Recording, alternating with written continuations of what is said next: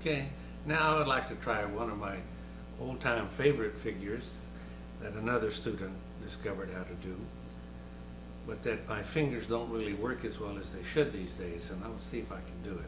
First of all, you do the Tin Man loom.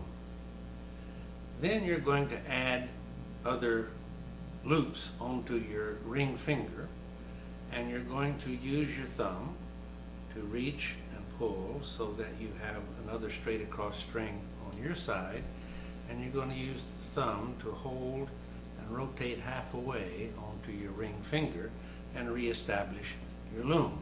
Now you have your loom with two weaving loops, one on your little finger, one on your ring finger, but you want another. So you do exactly the same thing, rotate again on the top of your index, and now you have three weaving loops, but you're not finished setting up your loom. You now must Katilowiek your lower index. And that is a very complex and a very interesting loom, and you can see that I have my fingers filled with these loops on my hands. And now I'm going to do essentially two series of weaves. The first is fairly simple. You'll notice that I keep these separate so that I can reach and pull the near top index, an A weave, weave, finish, reset. Get the lower index in an A prime weave, down flipping it, and it's an A prime weave, and then an A weave on the little finger, and I have finished the first set of weaves. And you can see it's getting a little tight, and I have to make sure that I keep the index loops free, away from each other.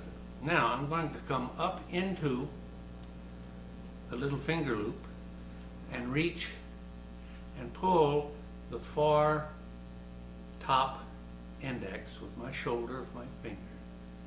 So I can pull it, have enough slack that I can push down and reach and get the lower far index and pull it through that hole. Have enough slack to let it go, reach and get the far little finger, and then down flip.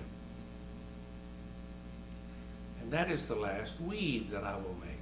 But I don't automatically just pull and extend the figure, because now I want to use the Katilowiek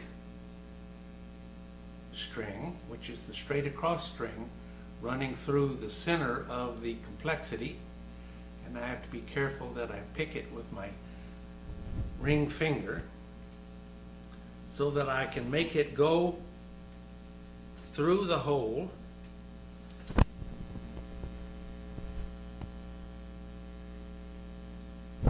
where my finger is, so that all of these, I can drop my little finger and drop, and now I have this complexity on my hand. And you can see that it is automatically a complex three-dimensional figure.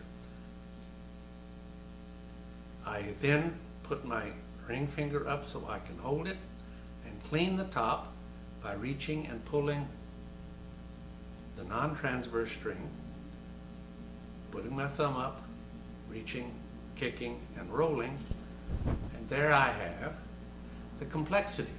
But remembering that I have this three-dimensional quality, I can pull up and I have a very interesting three-dimensional figure, which Mark Sherman of the International String Figure Association named the Devil's Cage because of its difficulty and its complexity.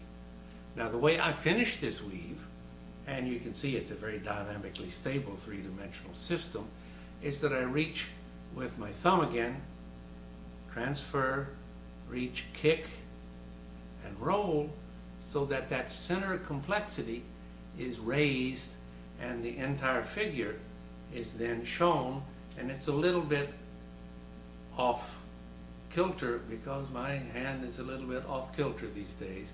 But back in the day, with a little bit longer string, and it was made of silk because they used to have silk strings to do these things with that I crocheted, I could really make the Devil's Cage and then its final flower.